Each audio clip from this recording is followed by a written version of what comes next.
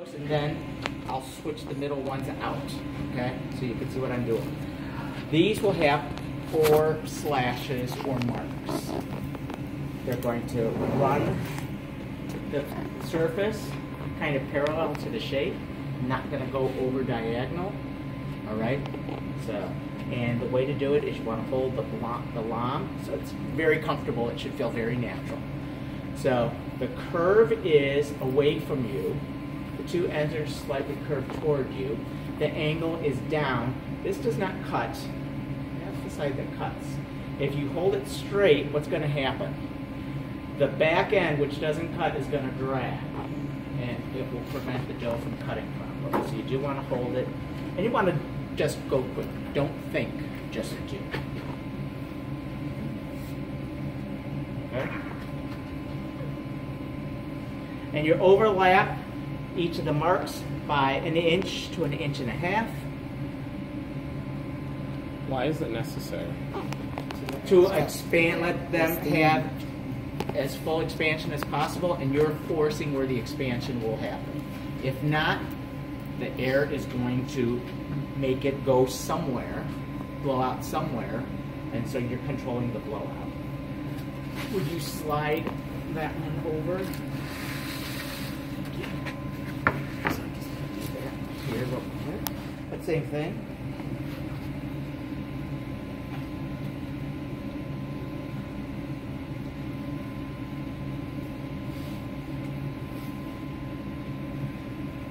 Now, the number of marks is generally determined by the length of the baguette.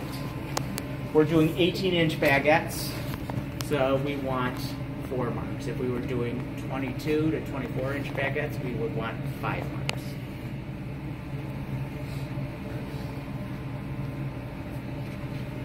And again, quicker is better. I'm just not really holding the dough, I'm just kind of keeping it from moving. All right. Now this always goes immediately back into the box. Usually there will be room here, but always put it back in the box. More than once, somebody has loaded it into the oven. So don't be that person. But now what you can see is they're starting to open up naturally. I'm getting ready to open or do the oven, so I'm going to need you guys to spread like the parting of the Red Sea. Okay? Nope. Not done yet. I'm not ready for you. I'm going to do all of this. You just watch what I'm doing and take notes on what I'm doing. Okay. So the first thing I need to do is set the timer. We're going to go 15 minutes for the first part of the bake. All right? With steam. So what I'm going to do is set the timer. So hit the clock. 15, okay. Make sure that the vent is closed. Okay, are you guys paying attention to this over there? Okay.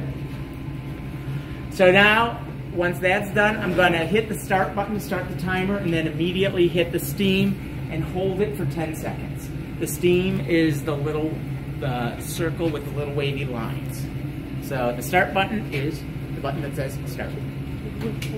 So start, and you'll know it started because the screen will turn green.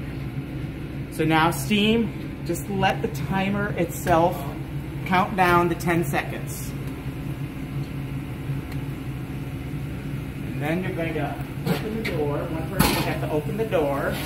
And the people who are loading will load. I'm going to need you out of the way for just a minute. So, but all 3 people will be loading at the same time. All right. Just ugly mark. And then 10 more seconds after the door has closed. Steam. And again, just let it count down 10 more seconds.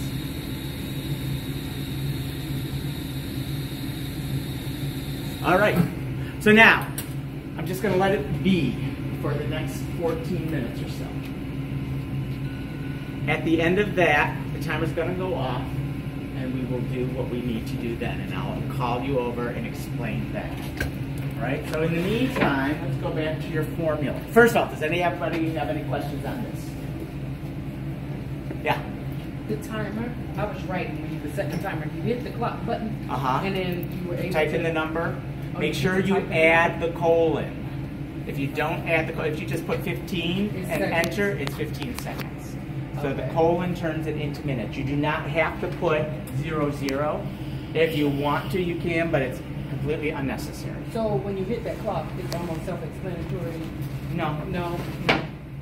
Sorry, I was writing. No, when it's you hit the okay. button, so. Okay, let's go down to that too, even though it's not on. Okay. Since there's no temperature.